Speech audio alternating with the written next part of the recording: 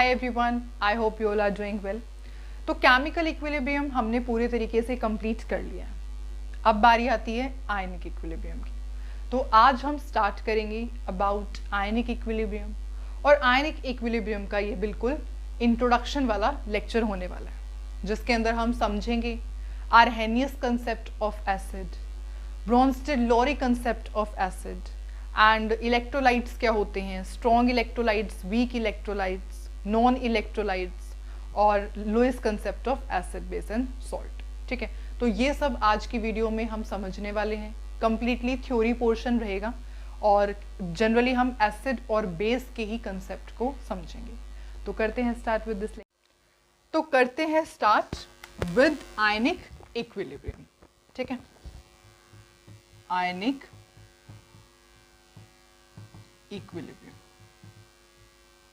देखो, कंडक्टर्स और insulators word से तो आप फेमिलियर होंगे ही, है ना। कंडक्टर्स क्या होते हैं? What are conductors? कंडक्टर्स वो सब्सटेंसेस होते हैं जो कंडक्ट करते हैं इलेक्ट्रिसिटी। ठीक है, कंडक्टर्स क्या होते हैं? Substances which conduct electricity, which conduct electricity.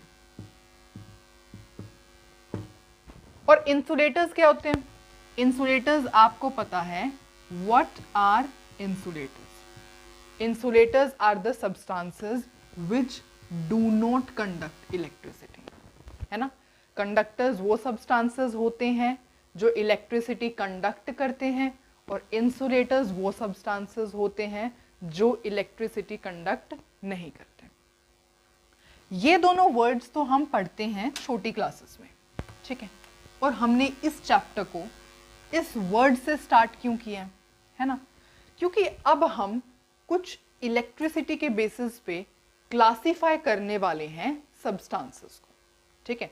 क्योंकि अब हमें क्या पढ़ना है? क्लासिफिकेशन ऑफ सब्सटेंसेस पढ़ना है on the basis of conduction of electricity, ठीक है।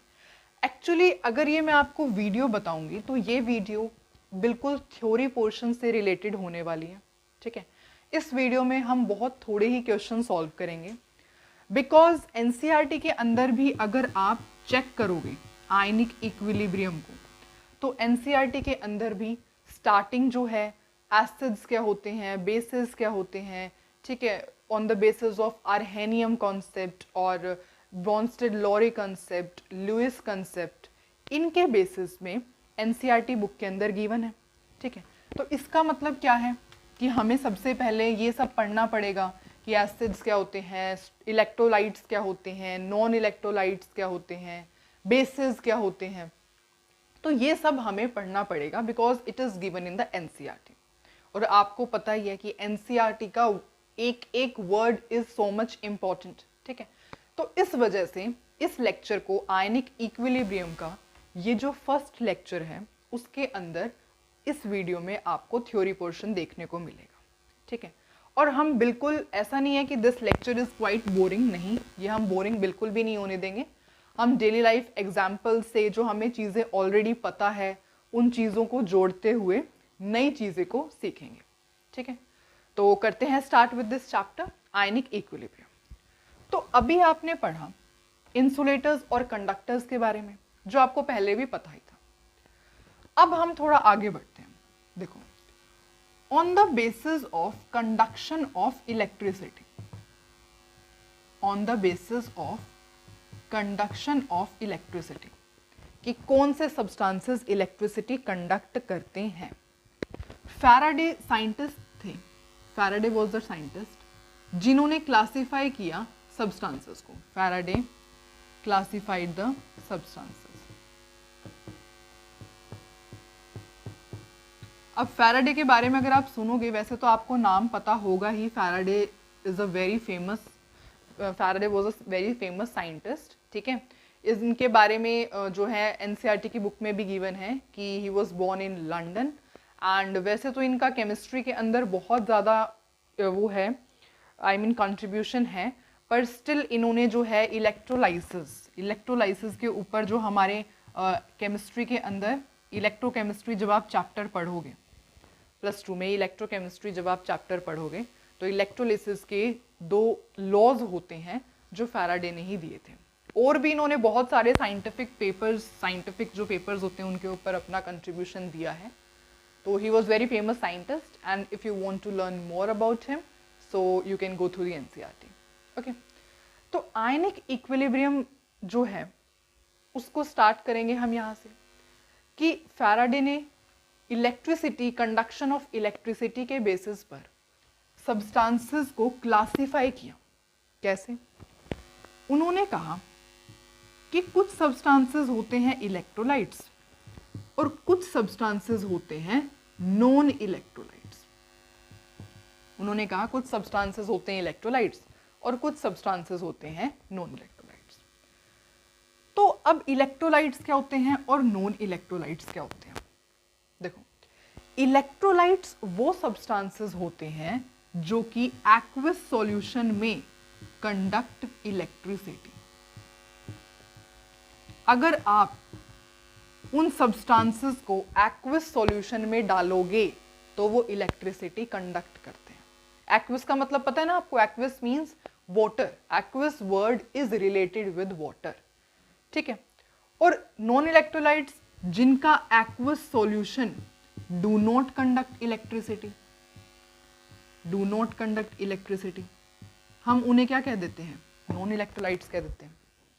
अब जब तक हम एग्जाम्पल नहीं समझेंगे तब तक हमें समझ में नहीं आएगा, है ना। देखो, जितने भी, अगर आप मैं इनके एग्जाम्पल दूँ तो इनके एग्जाम्पल बहुत सारे हैं, तो मैं क्या ही लिखूंगी, बस मैं आपको ये बताती हूँ कि जितने भी इनऑर्गेनिक एसिड्स हैं, बेसेस हैं और सोल्ट्स हैं वो सब इलेक्ट्रोलाइट्स होते हैं। जितने भी इनऑर्गेनिक एसिड्स हैं, बेस हैं, सॉल्ट्स हैं, वो सब के सब इलेक्ट्रोलाइट्स होते हैं। और इनका भी क्या लेना है आपको? इनका भी आपको एक्वस सॉल्यूशन होना चाहिए। जैसे कि एसिड्स की बात करूंगी तो सपोज आपने यहाँ पे HCl लिया, हाइड्रोक्लोरिक एसिड आपने लिया, पानी इसका एक्वस सॉल्यूशन में ले लिया, मतलब HCl को आपने पानी के अंदर डिसॉल्व कर दिया, तो ये क्या है? ये सॉल्यूशन कंडक्ट करेगा इलेक्ट्रिसिटी, तो इसको इलेक्ट्रोलाइट कह देंगे। बेस का एग्जाम्पल लोगे तो सपोज आपने यहाँ पे KOH एक बेस है ना, उसका ये सपोज यहाँ पे ये भी वाटर है और इनका आपने एक्वस सॉल्यूशन लिया है, ठीक है। पानी के अंदर आपने ये बेस डाल दिया, एक्वस सॉल्यूशन बन गया बेस का, ये भी क्या करेगा? इलेक्ट्रिसिटी कंडक्ट करेगा। सॉल्ट का एग्जाम्पल देखोगे, जैसे जो आप डेली खाते हो, है ना, कितनी बार खाते हो सॉल्ट? सॉल्ट तो हमारा मतलब डाइट के अंदर इतना इंपॉर्टेंट रोल प्ले करता है। NaCl पता ही है आपको, है ना, टेबल सॉल्ट, कॉमन सॉल्ट जो भी, ठीक है। इसका भी जब आप एक्वस सॉल्यूशन लेते हो, NaCl को वाटर में डिसॉल्व करो, एक्वस सॉल्यूशन बन जाएगा, इसके अंदर से भी इलेक्ट्रिसिटी पास करोगे तो जो है ये कंडक्ट करेगा इलेक्ट्रिसिटी को, ठीक है। तो जितने भी आपके पास इनऑर्गेनिक में एसिड्स, बेसेस, सॉल्ट्स होते हैं, उनका एक्वस सॉल्यूशन जो होता है वो इलेक्ट्रिसिटी को कंडक्ट करता है, उन्हें हम क्या कहते हैं? इलेक्ट्रोलाइट्स कहते हैं, ठीक है। तो ये हो गया इलेक्ट्रोलाइट्स का एग्जाम्पल। बहुत सारे एग्जाम्पल ले सकते हो, कोई ज़रूरी नहीं है यही तीनों हो। H2SO4 जैसे एसिड है या NaOH एसिड है, बहुत सारे, मैंने कहा ना जितने भी हैं यहाँ बहुत सारे एग्जाम्पल्स हो सकते हैं, ठीक है।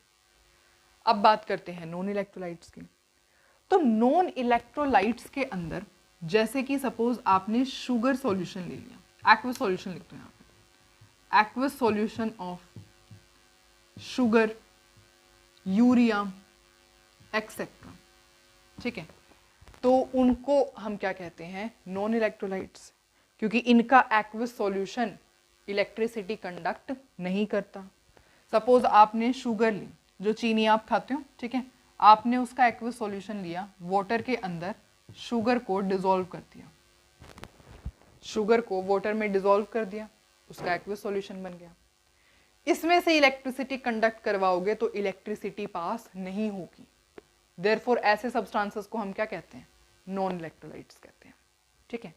तो फैराडे ने इलेक्ट्रोलाइट्स को, नॉन इलेक्ट्रोलाइट्स की क्लासिफिकेशन के बारे में बताया था कि इलेक्ट्रोलाइट्स क्या होते हैं, नॉन इलेक्ट्रोलाइट्स क्या होते हैं, ठीक है। ये जो क्लासिफिकेशन है ये यहीं तक नहीं रुकी है, ये क्लासिफिकेशन अभी यहीं तक नहीं रुकी है। जो इलेक्ट्रोलाइट्स होते हैं वो और फर्दर दो टाइप्स के होते हैं। जो आपके इलेक्ट्रोलाइट्स होते हैं they are of further two types. एक होते हैं strong electrolytes and other are weak electrolytes. अब इनके बारे में बात करते हैं। वैसे तो आपको वर्ड से ही पता चल जाना चाहिए कौन से स्ट्रॉन्ग इलेक्ट्रोलाइट्स होते हैं, कौन से वीक इलेक्ट्रोलाइट होते हैं। स्ट्रॉन्ग इलेक्ट्रोलाइट क्या, स्ट्रॉन्ग इलेक्ट्रोलाइट जो होते हैं वो कंप्लीटली डिसोसिएट हो जाते हैं अपने आयंस में, ठीक है। दे कंप्लीटली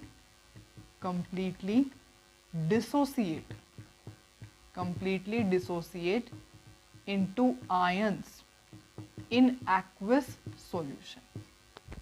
जो सब्सटेंसेस कंप्लीटली डिसोसिएट हो जाते हैं आयंस में एक्वस सॉल्यूशन के अंदर, उन्हें स्ट्रॉन्ग इलेक्ट्रोलाइट्स कहते हैं, ठीक है। अब जैसे स्ट्रॉन्ग इलेक्ट्रोलाइट है मतलब कि क्या, कंप्लीटली डिसोसिएट हो जाएंगे, है ना। इस वजह से इनको हम क्या कहते हैं, they are good conductor of electricity. Example समझोगे, बहुत सारे एग्जाम्पल है अगेन, जैसे कि स्ट्रॉन्ग बेस है NaOH या फिर KOH, स्ट्रॉन्ग एसिड है जैसे HCl, H2SO4, बेस है जैसे NaCl, और भी बहुत सारे जितने भी, सपोज मैं यहाँ पे लिखूं KNO3 एक्सेट्रा, ठीक है। ये सब के सब क्या होते हैं, स्ट्रॉन्ग इलेक्ट्रोलाइट्स होते हैं। NaOH KOH क्या है, स्ट्रॉन्ग बेस है। HCl H2SO4 ये भी क्या है, स्ट्रॉन्ग एसिड्स हैं। NaCl एक अच्छा सॉल्ट है। या फिर अगर आप और भी एग्जाम्पल लिखना चाहो, सपोज HClO4 हो गया, जैसे HClO4 हो गया, HBr हो गया, या फिर आप ऐसे कह सकते हो कि RbOH हो गया, ठीक है। ये सारे के सारे क्या हैं, जो है स्ट्रॉन्ग इलेक्ट्रोलाइट्स के एग्जाम्पल है, ठीक है। जैसे कि H2SO4 तो मैंने यहाँ पे लिख दिया, या फिर आप HI ले लो, एक्सेट्रा, मैं एक्सेट्रा लिख देती हूँ। ये सब क्या होते हैं, दीज आर स्ट्रॉन्ग इलेक्ट्रोलाइट्स। अब ये स्ट्रॉन्ग इलेक्ट्रोलाइट्स हैं और कैसे कंप्लीटली डिसोसिएट हो रहे हैं अपने आयंस में। इसका मतलब क्या, अगर आप NaOH का एक्वस सॉल्यूशन लेते हो तो यहाँ पे वो कंप्लीटली डिसोसिएट हो जाएगा, मतलब कि Na पॉजिटिव और OH नेगेटिव आपको मिलेंगे। ये एरो आता है स्ट्रॉन्ग इलेक्ट्रोलाइट्स की डिसोसिएशन के बीच में। क्यों, क्योंकि अभी आपने लिखा कंप्लीटली डिसोसिएट होंगे। कंप्लीटली डिसोसिएट होंगे का क्या मतलब, ये कंप्लीटली ये बना देंगे, अब ये दोबारा ये नहीं बनाएंगे। ये जो पूरी की पूरी टर्म है ये कंप्लीटली आयंस में स्प्लिट हो चुकी है, डिसोसिएट हो चुकी है। अब ये आयंस दोबारा ये नहीं बनाएंगे, इसका मतलब ये है, ठीक है। कंप्लीटली डिसोसिएट हो जाते हैं अपने आयंस में। दैट्स वाई स्ट्रॉन्ग इलेक्ट्रोलाइट्स के केस में आप सिंगल एरो का यूज करते हो। Is it clear. आप यहाँ पे कोई भी जैसे HCl उठा लो, HCl का अगर आप एक्वस सॉल्यूशन लोगे तो ये क्या होगा, कंप्लीटली डिसोसिएट हो जाएगा अपने आयंस में, H पॉजिटिव Cl नेगेटिव। कोई भी यहाँ से आप उठा लो, हमेशा स्ट्रॉन्ग इलेक्ट्रोलाइट्स के केस में ये वाला एरो यूज होगा, ठीक है। क्यों, क्योंकि देखो यहाँ पे क्या है, ये सारे के सारे ये क्या है, this is strong base, Sb mean strong base मैं लिख रही हूँ, HCl strong acid, H2SO4 strong acid, HClO4 strong acid, HI strong acid, ये भी क्या है, HBr भी एक स्ट्रॉन्ग एसिड है, ROH क्या है, ROH इज स्ट्रॉन्ग बेस, ठीक है। और हमें पता है ये स्ट्रॉन्ग एसिड स्ट्रॉन्ग बेस, या अच्छा जो स्ट्रॉन्ग एसिड स्ट्रॉन्ग बेस से सॉल्ट बनेगा। NaCl कैसे बना है, NaCl कैसे बना है, NaOH प्लस में HCl से ही तो बना है NaCl, ऐसे ही रिएक्शन होती है ना। NaCl कैसा सोल्ट है, चेक कर लो। NaCl कैसे बनता है, NaOH HCl से। आपको पता है NaOH स्ट्रॉन्ग बेस है, HCl स्ट्रॉन्ग एसिड है, तो जो स्ट्रॉन्ग बेस और स्ट्रॉन्ग एसिड से सोल्ट बनेगा वो भी तो स्ट्रॉन्ग सोल्ट ही होगा, ठीक है। तो जितने भी strong acid, strong base, strong salt यहाँ पर होंगे, स्ट्रॉन्ग सोल्ट तो नहीं कह सकते क्योंकि अब तक मैंने ऐसी कोई टर्म पढ़ी नहीं है, तो this term is not suitable for the, मतलब सॉल्ट के लिए ये टर्म सुटेबल नहीं होगी। आप ऐसे कह सकते हो स्ट्रॉन्ग एसिड, स्ट्रॉन्ग बेस, और ये जो स्ट्रॉन्ग एसिड स्ट्रॉन्ग बेस से मिलके जो सोल्ट बनते हैं वो सब क्या होते हैं, स्ट्रॉन्ग इलेक्ट्रोलाइट्स होते हैं।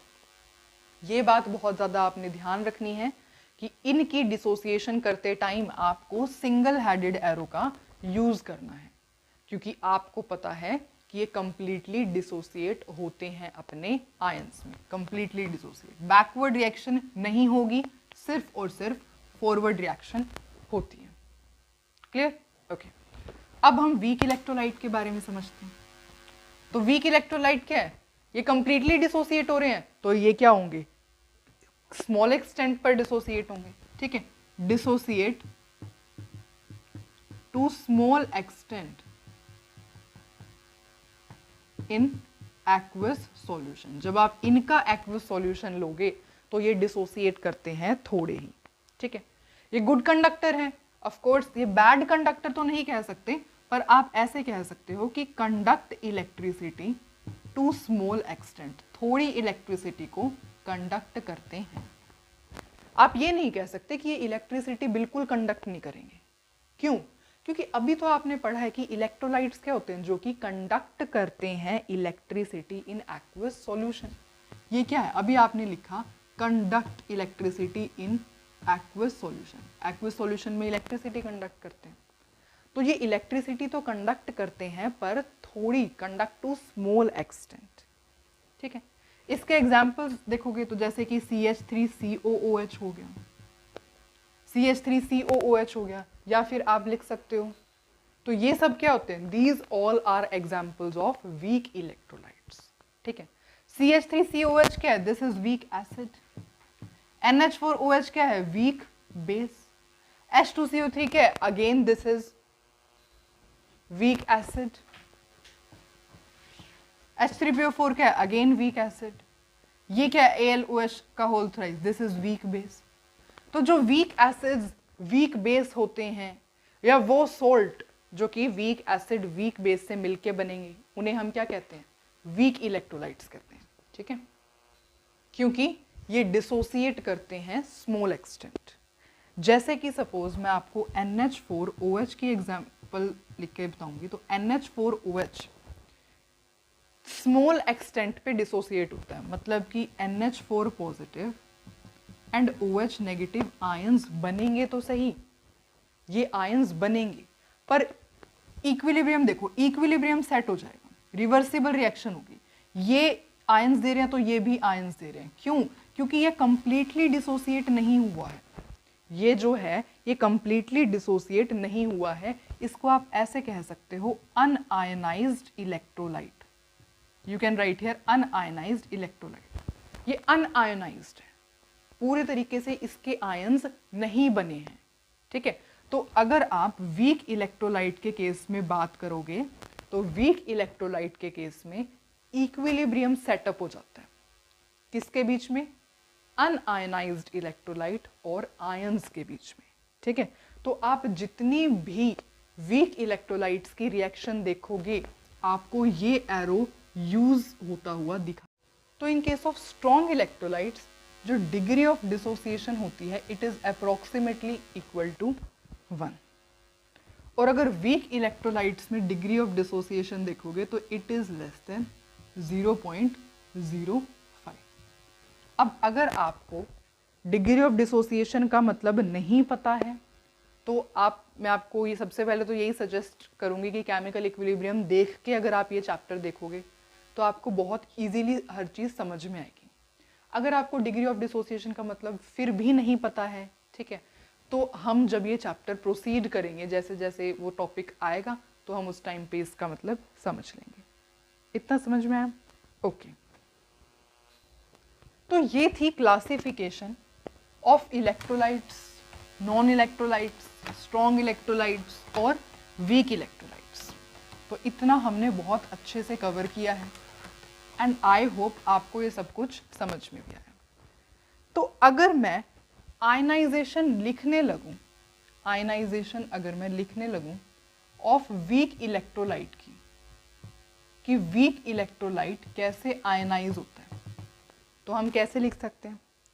सपोज हमने यहाँ पे वीक इलेक्ट्रोलाइट ले लिया, इसका एक्वस सॉल्यूशन ले लिया, तो सबसे पहले तो आपको पता है इक्विलिब्रियम सेटअप हो जाएगा और इसके आयंस कैसे बन जाएंगे, that is a positive plus में बी नेगेटिव। ठीक है, अगर इसके ऊपर मैं आपको कहूं कि law of chemical equilibrium apply करके देखना, तो लॉ ऑफ केमिकल इक्विलिब्रियम के अकॉर्डिंग अगर आप यहाँ पे जो यहाँ पर देखो, वहां पर इक्विलिब्रियम कांस्टेंट क्या होता था, वहां पे हम ऐसे लिखते थे के सी या फिर के पी, है ना। केमिकल इक्विलिब्रियम में हम इक्विलिब्रियम कांस्टेंट को कंसंट्रेशन या पार्शियल प्रेशर की फॉर्म में लिखते थे, पर आयनाइजेशन मतलब आयनिक इक्विलिब्रियम में हम जो इक्विलिब्रियम कांस्टेंट होता है उसे के आई से रिप्रेजेंट करते हैं। इसका क्या मतलब है? इसका मतलब होता है ionization constant. This means ionization constant. Apply करके देखना, अगेन वैसे ही जैसे प्रोडक्ट की ए पॉजिटिव की कंसंट्रेशन इनटू में प्रोडक्ट बी नेगेटिव है, इसकी भी कंसंट्रेशन डिवाइड बाय में ए बी। ठीक है, तो इस तरीके से आप यहाँ पर आयनाइजेशन कांस्टेंट को कैलकुलेट कर सकते हो for weak electrolytes. I hope it's clear. ये तो अभी मैंने सिर्फ आपको एज अ हिंट दिया है, मतलब सिर्फ एक आपको बताया है। इसके बारे में हमें आगे जब हम चैप्टर को और पढ़ते चले जाएंगे तो आपको ये टॉपिक ब्रॉड होता हुआ दिखाई देगा। ठीक है, इस टॉपिक के बारे में हमें बहुत कुछ पढ़ना है। अभी तो हमारा आज की वीडियो में तो हमें एसिड बेसिस की ही बात करनी है जनरली, तो ये मैंने आपको सिर्फ बताया है कि अगर वीक इलेक्ट्रोलाइट, कोई भी वीक इलेक्ट्रोलाइट है, आयनाइजेशन उसको कैसे रिप्रेजेंट करोगे? इस तरीके से। इक्विलिब्रियम पता ही है आपको, क्यों आता है? क्योंकि इसके आयंस जो हैं ये डिसोसिएट करता है टू स्मॉल एक्सटेंट। ठीक है, कंप्लीटली डिसोसिएशन यहाँ पर नहीं होती, इस वजह से इक्विलिब्रियम आता है। और इसके लिए आयनिक इक्विलिब्रियम के केस में आयनाइजेशन कांस्टेंट यूज होता है, और इसको कैसे रिप्रेजेंट कर सकते हो? इस तरीके से। ठीक है, ओके, दैट्स गुड। अब हम अपना चलते हैं किस टर्म की तरफ? एसिड्स एंड बेसिस की तरफ। देखो, अब हम अपना एसिड्स और बेसिस का कंसेप्ट यहाँ पढ़ेंगे।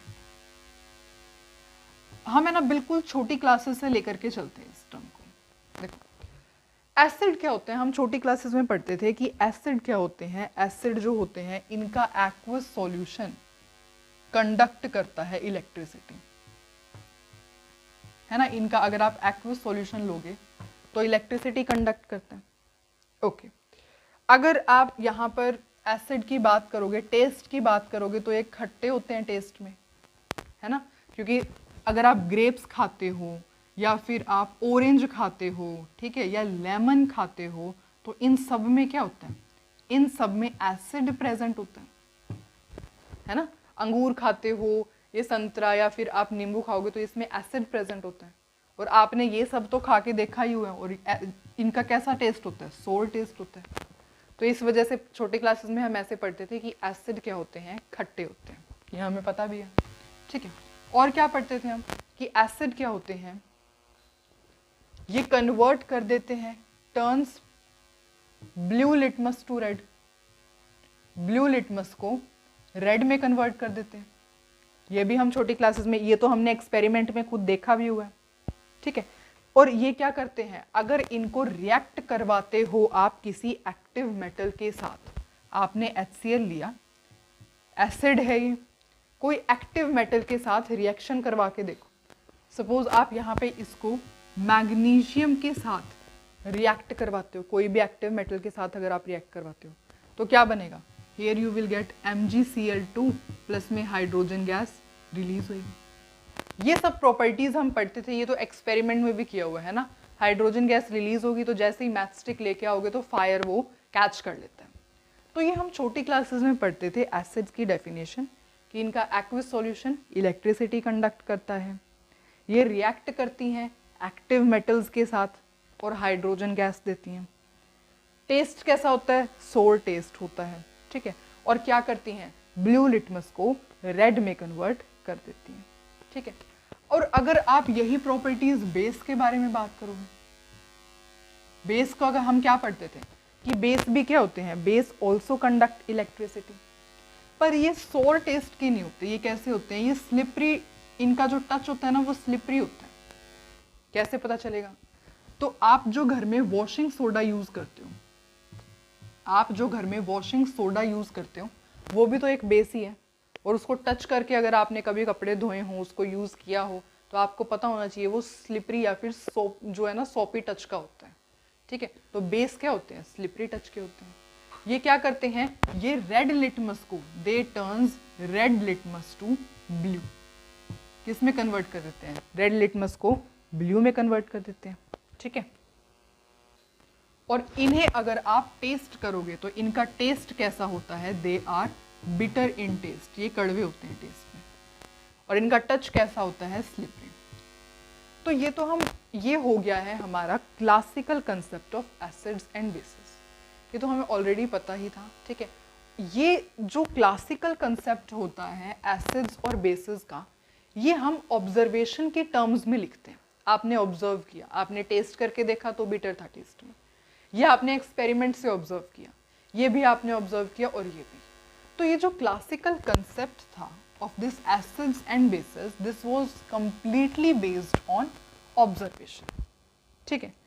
पर उसके बाद बहुत सी इसमें लिमिटेशंस थी और इसको फर्दर जब हमने क्लासिफाई करने की कोशिश की तो सबसे पहले साइंटिस्ट थे आर्हेनियस, ठीक है, आर्हेनियस। तो आर्हेनियस ने एसिड्स और बेसिस को डिफाइन करने की कोशिश की। तो आर्हेनियस ने जो कंसेप्ट दिया उस कंसेप्ट का नाम रखा गया Arrhenius concept of acids and basis. Arrhenius concept of acids and bases, ठीक है। आर्हेनियस के अकॉर्डिंग क्या था?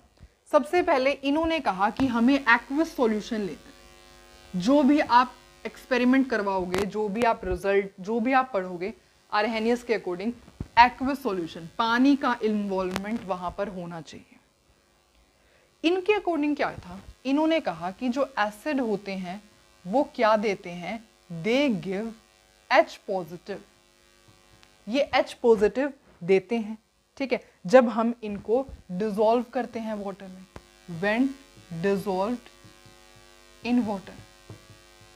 अगर आप आर्हेनियस के अकॉर्डिंग अगर आप किसी एसिड को वाटर में डिसॉल्व करोगे तो ये H पॉजिटिव देते हैं, ठीक है। और इन्होंने कहा बेस को कि बेस क्या देते हैं?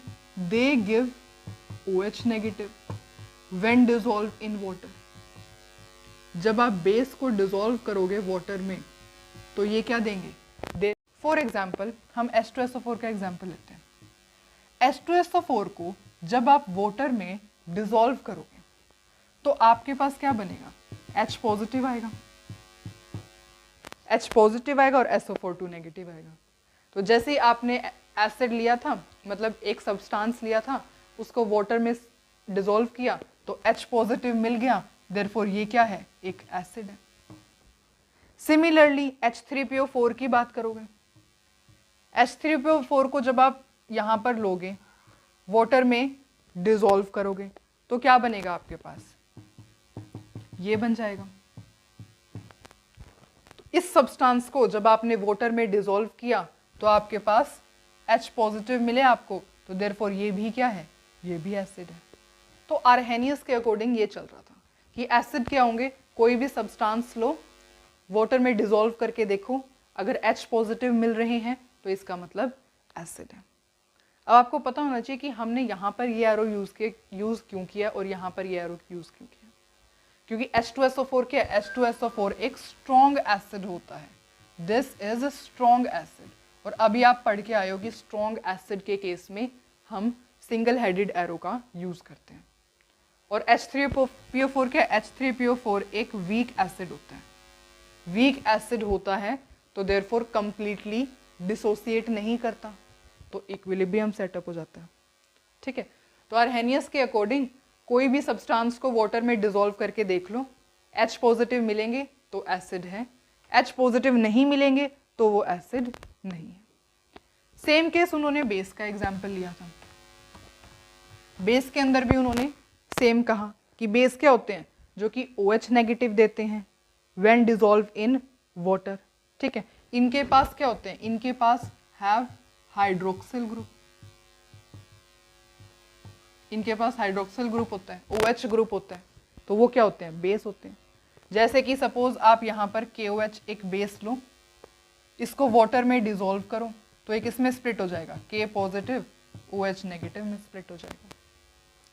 सपोज आपने यहाँ पे AlOH का होल थ्राइस लिया, उसको आपने वाटर में स्प्लिट किया, वाटर में डिसॉल्व किया, तो क्या बनेगा, Al3 positive plus 3 OH negative. ठीक है, ये स्ट्रॉन्ग बेस है, स्ट्रॉन्ग बेस है तो देयरफॉर सिंगल हेडेड एरो, ये एक वीक बेस है, देयरफॉर इक्विलिब्रियम सेटअप हो जाएगा, है ना। अब जैसे ही उन्होंने KOH को वाटर में डिसॉल्व किया तो OH नेगेटिव मिला, तो देयरफॉर ये बेस है। सिमिलरली जैसे ही उन्होंने AlOH थ्राइस को वाटर में डिसॉल्व किया, OH नेगेटिव मिला, हेंस ये भी एक बेस है।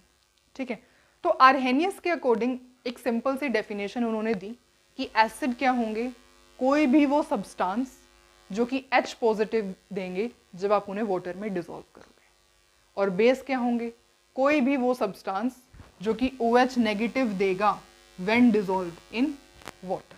ठीक है, तो this was the definition of acids and bases according to Arrhenius scientist. अच्छा, अब ये जो होते हैं ये सिर्फ ओनली OH पॉजिटिव आपको यहाँ पे मिलना चाहिए, वही सब्सटेंसेस होने चाहिए जो कि सिर्फ H पॉजिटिव दें एज अ पॉजिटिव आयन, और बेस भी क्या होने चाहिए, ओनली OH नेगेटिव आना चाहिए यहाँ पे। ठीक है, सिर्फ OH नेगेटिव जो आपको नेगेटिव आयन मिलना चाहिए, और एसिड क्या होंगे, सिर्फ पॉजिटिव आयन के फॉर्म में आपको H पॉजिटिव मिलना चाहिए। तो ये था according to Arrhenius concept of acids and bases. ठीक है, इसकी बहुत सारी लिमिटेशंस थी जो इन्होंने ये कंसेप्ट दिया था। There were so many limitations for this. जैसे कि अगर आप देखोगे NH3 है, Na2CO3 है, या फिर CaO है, ये सब क्या होते हैं, these all are basic in nature, ये तो बेसिक होते हैं नेचर में, पर इनके पास तो कहीं OH है ही नहीं, तो ये कैसे बेस हो गए। तो आर्हेनियस का कंसेप्ट ये नहीं बता पाया था। ठीक है, क्योंकि NH3 अमोनिया है, Na2CO3 है, CaO, ये सब के सब बेस हैं, पर इनके पास तो OH नेगेटिव नहीं है, तो ये नहीं एक्सप्लेन कर पाए थे आर्हेनियस। अगेन सपोज आप SO2 लेते हो, SO3 लेते हो, कार्बन डाइऑक्साइड लेते हो, ये सब क्या है, दीज ऑल आर एसिड, ये एसिडिक इन नेचर होती हैं। ठीक है, ये एसिडिक इन नेचर होती हैं, पर स्टिल इनके पास तो कोई H पॉजिटिव नहीं है देने के लिए, तो फिर ये एसिडिक कैसे हुई, तो ये भी आर्हेनियस कंसेप्ट नहीं एक्सप्लेन कर पाए थे। ठीक है, तो ये और क्या नहीं एक्सप्लेन कर, और इनके अकॉर्डिंग था कि आपने सब कुछ एक्वस सॉल्यूशन में लेना है, मतलब वाटर में डिसॉल्व करके लेना है ना। पर जब हमने रिएक्शन देखी between a base and N acid, जब आप रिएक्शन देखोगे a base and N acid, suppose आप यहाँ पे बेस ले लो NH3 और यहाँ पे HCl ले लो, तो इनके बीच की रिएक्शन आपने करवाई, एसिड्स और बेस की रिएक्शन, तो आपको मिला NH4Cl। इसमें तो कहीं आपने वाटर यूज नहीं किया था, तो फिर ये रिएक्शन कैसे होगी। तो these were some of the limitations of Arrhenius concept. ठीक है, जैसे ये सब OH नेगेटिव नहीं दे सकते, स्टिल ये बेसिक है, इनके पास H पॉजिटिव नहीं है देने को, फिर भी ये एसिड है, और आर्हेनियस के अकॉर्डिंग हम सब जो है एक्वस सॉल्यूशन में करवाना था, पर यहाँ पे अगर हम इसकी रिएक्शन देखेंगे बिटवीन ये क्या है NH3 बेस और एसिड की रिएक्शन देखेंगे तो ये हो पा रही है, आपने यहाँ पे वाटर का कहीं यूज ही नहीं किया, एब्सेंस ऑफ वाटर में हो पा रही है। ठीक है, तो जो आर्हेनियस का कंसेप्ट था वो ये इन सब चीज़ों को एक्सप्लेन नहीं कर पाया था, इस वजह से लिमिटेशंस थी इस कंसेप्ट। तो Arrhenius concept of acids and basis हम पढ़ चुके हैं, इसकी लिमिटेशंस भी हमने समझ ली, ठीक है। उसके बाद उन सब लिमिटेशंस को ओवरकम करने के लिए दो साइंटिस्ट आए जिनका नेम था Bronsted and Lowry. Bronsted and Lowry दो अलग अलग साइंटिस्ट का नेम है, ठीक है। इन्होंने दिया एसिड्स एंड बेसिस का कंसेप्ट। अब इनके अकॉर्डिंग समझते हैं कि एसिड्स एंड बेसिस क्या होते हैं, ठीक है। आपको आर्हेनियस कंसेप्ट तो अच्छे से समझ में आया ही है ना, ओके। उसके लिमिटेशंस आपको पता है, उन लिमिटेशंस को ओवरकम जो है करेंगे इस कंसेप्ट से रिलेटेड जो है तो लेट्स स्टार्ट। देखो, ब्रॉन्स्टेड लोरी का जो कंसेप्ट था वो सबसे पहले रिस्ट्रिक्टेड नहीं था। This was not restricted on aqueous medium. अगर इसको ब्रॉडली समझेंगे तो अभी हमने Arrhenius concept of acids and basis पढ़ा है, तो आर्हेनियस कंसेप्ट के अंदर हमने क्या पढ़ा है, उसके अंदर हमने ये पढ़ा है कि एक्वस मीडियम होना जरूरी है ना। आर्हेनियस के अकॉर्डिंग अभी आप ये पढ़ के आए हो कि अगर जैसे यहाँ पे वाटर है, वाटर लेना आपको, और उसके अंदर आप कोई ऐसा सब्सटेंस डिसॉल्व करते हो which can give H positive, तो फिर वो सब्सटेंस एसिड होगा। और अगर वाटर के अंदर आप कोई ऐसा सब्सटेंस डिसॉल्व करते हो जो कि OH नेगेटिव दे, फिर वो सब्सटेंस बेस होगा। यही कहा था ना। तो आर्हेनियस के अकॉर्डिंग एक्वस सॉल्यूशन होना जरूरी था, पर ब्रॉन्स्टेड लोरी ने इस लिमिटेशन को दूर किया। कैसे? इन्होंने कहा कि कोई जरूरी नहीं है कि आप एक्वस मीडियम में ही, वाटर के अंदर ही कोई रिएक्शन करवाएंगे तभी एसिड्स बेसिस को क्लासिफाई कर पाएंगे। नहीं, ऐसा कोई जरूरी नहीं है। तो ब्रॉन्स्टेड लोरी कंसेप्ट के according this concept was not restricted on the aqueous medium या aqueous solution। अब समझते हैं इनके अकॉर्डिंग एसिड और बेस क्या होते हैं। देखो, इन ब्रॉन्स्टेड लोरी के अकॉर्डिंग ये एसिड उसको बोलते हैं जो कि प्रोटॉन देते हैं। Acids are proton donor. और इनके अकॉर्डिंग बेस क्या होता है? Proton acceptor. बस इन्होंने ये चीज कही कि acids are proton donors and base are proton acceptor. For example, जैसे कि एसिड्स की बात की जाए तो जैसे HSO4 नेगेटिव है, ये प्रोटॉन डोनेट कर सकता है, इसके पास एक H पॉजिटिव है ना डोनेट करने के लिए, देयरफॉर ये H पॉजिटिव डोनेट कर सकता है, हेंस एसिड है। H3O पॉजिटिव की बात करूं, इसके पास प्रोटॉन है डोनेट करने के लिए, तो ये प्रोटॉन डोनेट कर सकता है, इस वजह से एसिड की तरह बिहेव कर पाएगा। NH4 पॉजिटिव लेना, देखो अगेन प्रोटॉन है डोनेट करने के लिए, can behave as an acid. या फिर HNO3 लो, अगेन प्रोटॉन है डोनेट करने के लिए, hence can behave as acid. तो ये क्या होते हैं? Etcetera, these are proton donor and hence they behave as acid। Base की बात करें तो बेस के अंदर जैसे कि NH3 है, NH3 क्या कर सकता है? NH3 can accept proton, proton accept कर सकता है। H पॉजिटिव इसको दोगे तो ये NH4 पॉजिटिव बन जाएगा, तो NH3 क्या है? एक बेस है। Cn नेगेटिव है, Cn नेगेटिव को आप H पॉजिटिव दोगे तो ये HCN में कन्वर्ट हो जाएगा, प्रोटॉन एक्सेप्टर है। या CO3 नेगेटिव है, अगेन इसको आप H पॉजिटिव दोगे, प्रोटॉन एक्सेप्ट कर सकता है। RNH2 है, RNH2 है, या फिर OH नेगेटिव है, एक्सेट्रा। ठीक है, जो भी प्रोटॉन को एक्सेप्ट कर सकता है वो कैसे बिहेव कर पाएगा? बेस की तरह बिहेव कर पाएगा। और जो प्रोटॉन को डोनेट कर सकता है it can behave as an acid. इतना क्लियर है? ओके, रिएक्शन समझे? ठीक है, जैसे कि सपोज मैं एक रिएक्शन लिखती हूँ HCl प्लस में वाटर, H3O पॉजिटिव प्लस में Cl।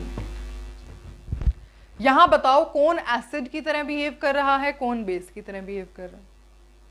HCl है, HCl है। HCl क्या कर सकता है? It can donate proton to H positive.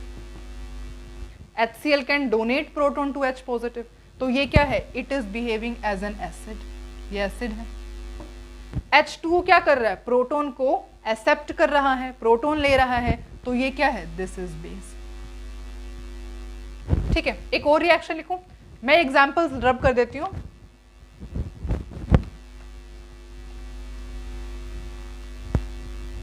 Okay, suppose हम एक और रिएक्शन स्टडी करते हैं, NH3 एंड देन वाटर। अब यहां देखो, वाटर है, ये NH3 है। NH3 क्या होता है? अभी आपने पढ़ा, NH3 एक बेस है, प्रोटॉन एक्सेप्ट कर सकता है, तो वाटर इसे प्रोटॉन देगा। तो ये क्या हो गया? क्या कर रहा है? ये प्रोटॉन को एक्सेप्ट कर रहा है, तो ये क्या है? This is base. और वाटर क्या है? वाटर प्रोटॉन दे रहा है, प्रोटॉन डोनर है, तो वाटर क्या है? यहां पर एसिड है। और यहां पर बनेगा क्या? NH3 के पास प्रोटॉन आया है, तो NH4 पॉजिटिव, OH नेगेटिव। ठीक है, NH3 ने प्रोटॉन को गेन किया है ना, तो NH4 पॉजिटिव। वाटर ने एक प्रोटॉन लूज किया है, तो H2O में से H पॉजिटिव गया, OH नेगेटिव। इतना समझ में आया? ओके, तो आप यहाँ पे एक चीज अगर नोटिस कर पा रहे हो, सबसे पहले तो आपको ये देखना आना चाहिए कि एसिड है, बेस है, कैसे समझ पा रहे हो, है ना? क्योंकि देखो ये क्या कर रहे हैं? NH3 ने प्रोटॉन लिया, NH3 ने प्रोटॉन लिया, तभी तो NH4 पॉजिटिव में कन्वर्ट हुआ, तो NH3 क्या है? बेस की तरह बिहेव कर रहा है। वाटर ने प्रोटॉन दिया, वाटर प्रोटॉन दे रहा है, प्रोटॉन डोनेट कर रहा है, तो कैसे एक्ट कर रहा है? Water is acting as an acid. HCl है, HCl प्रोटॉन दे रहा है, तो कैसे एक्ट कर रहा है? एसिड की तरह। बेस, ये जो वाटर है, ये प्रोटॉन ले रहा है, इस वजह से ये बेस की तरह एक्ट कर रहा है। समझ में आया? ओके, अब अगर आप यहाँ पे एक चीज देख रहे हो कि जो वाटर है वो एक केस में तो एसिड की तरह बिहेव कर रहा है, और दूसरी रिएक्शन में वो बेस की तरह बिहेव कर रहा है ना? एक रिएक्शन में तो वाटर एसिड की तरह बिहेव कर रहा है, एक रिएक्शन में बेस की तरह रिएक्ट कर रहा है। तो जो भी सब्सटेंसेस जो कि एक्ट करते हैं as an acid, as base also, उन्हें हम एम्फोटेरिक कहते हैं। Substances which act as acid and base, उन सब्सटेंसेस को हम एम्फोटेरिक सब्सटेंसेस कहते हैं। ठीक है, तो वाटर क्या है? वाटर एसिड की तरह भी बिहेव कर रहा है, बेस की तरह भी बिहेव कर रहा है, therefore water is amphoteric in nature. क्या कहोगे आप? वाटर कैसा है? एम्फोटेरिक होता है नेचर में। ठीक है, एक और एग्जांपल लें, जैसे कि सपोज मैं आपको एग्जांपल देती हूं, HSO4 नेगेटिव। देखो HSO4 नेगेटिव, ये क्या है? इसमें से H पॉजिटिव माइनस करना, माइनस H पॉजिटिव करोगे तो ये क्या बन जाएगा? SO4 2 negative. और इसमें H पॉजिटिव ऐड करना, ये क्या बन जाएगा? H2SO4, है ना? HSO4 नेगेटिव में से H पॉजिटिव को सब्ट्रैक्ट करोगे तो ये SO4 2 नेगेटिव बन जाएगा, SO4 2 नेगेटिव बन जाएगा। और HSO4 नेगेटिव में H पॉजिटिव ऐड कर रहे हो तो H2SO4 बन रहा है।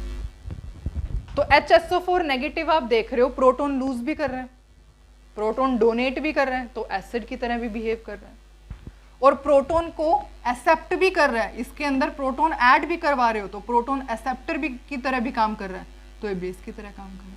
देयरफॉर HSO4 नेगेटिव भी क्या होती है? Amphoteric species. This is also amphoteric in nature. बहुत सारे एग्जाम्पल्स हो सकते हैं इसके। ठीक है, आपको बस ये ध्यान रखना है कि जो भी सब्सटेंसेस एसिड की तरह भी बिहेव कर रहे हैं, बेस की तरह भी बिहेव कर रहे हैं, उनको हम एम्फोटेरिक सब्सटेंसेस कहते हैं। इतना क्लियर है? आगे चलें। ओके, तो ये था थोड़ा सा एम्फोटेरिक के बारे में समझना। ओके, तो अब चलते हैं। देखो, अब जो ब्रोंस्टेड लोरी कंसेप्ट है, उन्होंने एक और बात की। उन्होंने कहा कि अगर कोई सब्सटेंस एसिड की तरह बिहेव कर रहा है ना, तो वो एसिड की तरह तभी बिहेव कर पाएगा अगर सामने वाला प्रोटॉन को एक्सेप्ट कर सकता हो। ठीक है, जिसके साथ वो रिएक्ट कर रहा है, अगर वो प्रोटॉन को एक्सेप्ट कर सकता है। जैसे कि देखो, एसिड है, आप एसिड को क्या कह रहे हो, प्रोटॉन डोनर, तो ये H पॉजिटिव देगा। तो ये H पॉजिटिव तभी देगा जब इस H पॉजिटिव को लेने के लिए कोई प्रेजेंट हो, बेस प्रेजेंट होगा। ठीक है, तो वो H पॉजिटिव को ले लेगा। ठीक है, मतलब समझे आप इसका मतलब ये है कि एसिड प्रोटॉन अपना तभी लूज करता है, तभी डोनेट करता है जब सामने बेस होगा, बेस उसे एक्सेप्ट कर लेगा। ठीक है, जैसे कि अगर मैं आपको एसिटिक एसिड की बात बताऊंगी ना, यहाँ लिखती हूँ CH3COOH। CH3COOH की अगर आप बात करोगे तो CH3COOH बेंजीन के अंदर एसिड की तरह बिहेव नहीं करता। ठीक है, देखो आपने बेंजीन लिया, बेंजीन का सॉल्यूशन, उसमें अगर आप CH3COOH को ऐड करोगे तो वो एसिड की तरह बिहेव नहीं करेगा। क्यों नहीं करेगा? इसलिए नहीं करेगा क्योंकि ये प्रोटॉन जो लूज करेगा उसे एक्सेप्ट करने वाला यहाँ पे कोई भी नहीं है। ठीक है, तो that's why CH3COOH acetic acid do not act as acid in benzene. ठीक है, क्योंकि CH3COH है, CH3COOH। अब ये तो एक प्रोटॉन लूज कर सकता है, CH3COO नेगेटिव बना लेगा, H पॉजिटिव। तो वैसे तो एसिटिक एसिड होता है, इसका नाम क्या है, इसका नाम ही हमें पता है, इसका नेम क्या होता है, एसिटिक एसिड होता है। एसिटिक एसिड होता है ना, तो एसिटिक एसिड वैसे तो एसिड है, लेकिन बेंजीन के केस में वो एसिड की तरह बिहेव नहीं करता। क्यों नहीं करता? क्योंकि यहां पर उसके प्रोटॉन को लेने वाला कोई नहीं है। ठीक है, तो यहाँ पे मतलब आप ऐसे समझ सकते हो कि एसिड जो है वो अपने पैसे, मतलब अपना प्रोटॉन तभी देगा जब सामने वाला पैसे लेने के लिए खड़ा हो, अदरवाइज वो पैसे या फिर अपना प्रोटॉन नहीं देगा। क्लियर? ओके, अब थोड़ा सा इस रिएक्शन को आपने और ध्यान से देखना है, क्योंकि ये दोनों रिएक्शन आपको एक अलग कंसेप्ट की तरफ लेकर के जाएगी, विच इज़ वेरी इंपॉर्टेंट, बहुत ज़रूरी है समझना। हम बहुत अच्छे तरीके से समझने वाले हैं, तो बिल्कुल ध्यान से सुनना है अब आपको। ठीक है, ओके। देखो, इस रिएक्शन को आपने ये बता दिया, एसिड कौन है, बेस कौन सा है, एम्फोटेरिक बिहेवियर क्या होता है, ये आप समझ चुके हो। अब अगर आप देख रहे हो यहाँ पे कि यहाँ क्या बन रहा है, इस रिएक्शन को देखो, H3O पॉजिटिव बन रहा है, H3O पॉजिटिव बन रहा है। H3O पॉजिटिव H पॉजिटिव दे सकता है, H3O पॉजिटिव अपना प्रोटॉन लूज कर सकता है, इस वजह से ये भी एसिड की तरह बिहेव कर सकता है। और Cl नेगेटिव H पॉजिटिव ले सकता है, तो ये कैसे बिहेव कर रहा है, ये बेस की तरह बिहेव कर रहा है।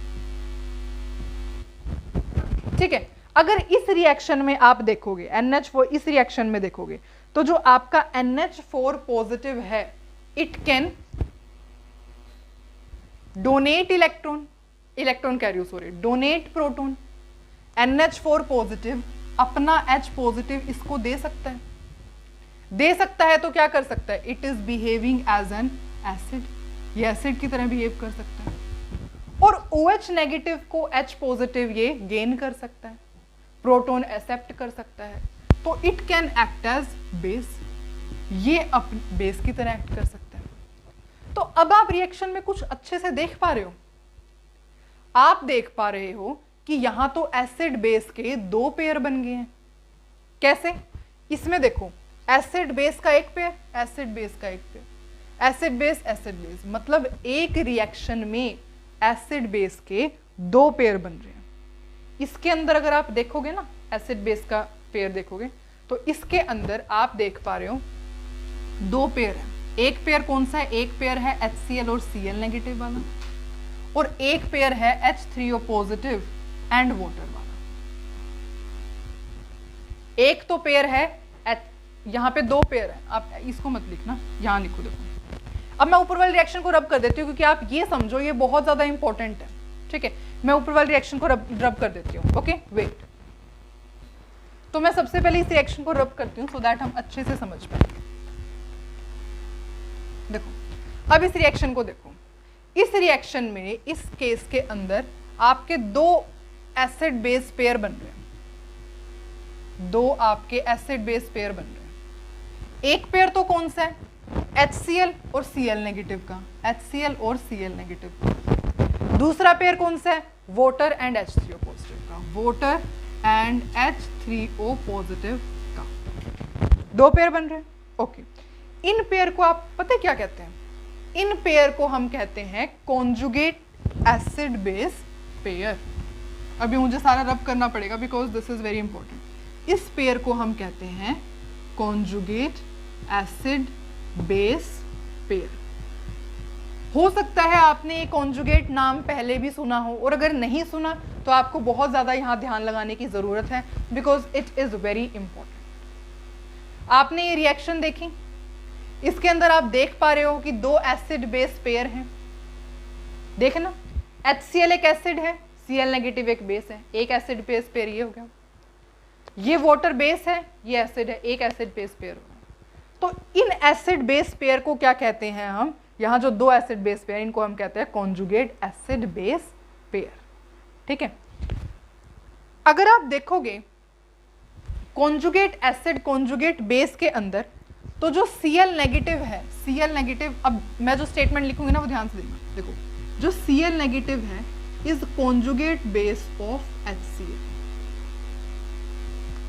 कॉन्जुगेट बेस, मैं कॉन्जुगेट बेस पूरा नहीं लिखूंगी, Cb लिख रही हूँ, ठीक है। ओके, तो Cl negative is conjugate base of HCl, ठीक है।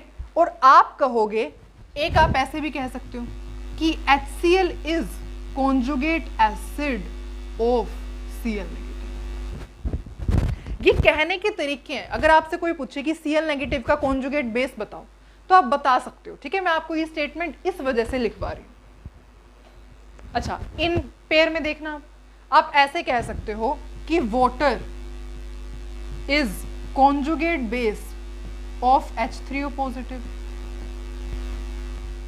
और कैसे कह सकते हो, ऐसे कह सकते हो कि H3O positive is conjugate acid of water. तो ये आपके कहने के तरीके हैं, आप इनको ऐसे कहते हो, ठीक है, कि ये क्या है, HCl क्या है, HCl एसिड है, तो इस एसिड का ये कॉन्जुगेट बेस है। चिंता मत करो, अब हम इन न्यूमेरिकल्स भी सॉल्व करेंगे जो आपकी NCERT बुक में गिवन है।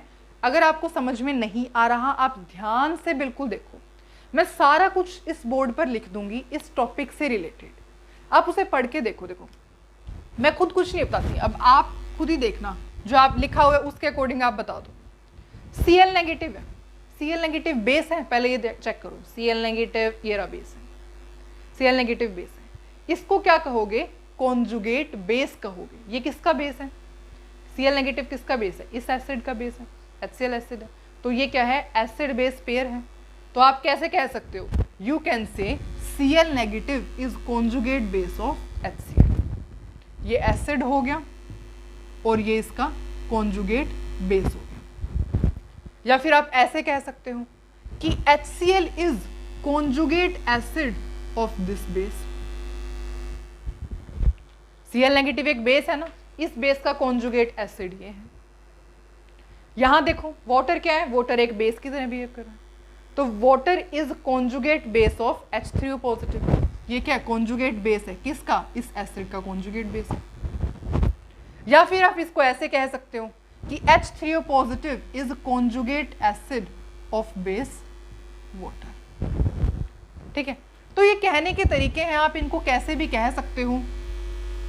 कि मैंने सिर्फ आपको इसलिए लिखवाया कि अगर कोई आपको बोले कि HCl is a conjugate acid of which base, तो आप बता सकते हो, ठीक है। ओके, अब हम थोड़ा सा और इसके बारे में इंपॉर्टेंट बात करते हैं।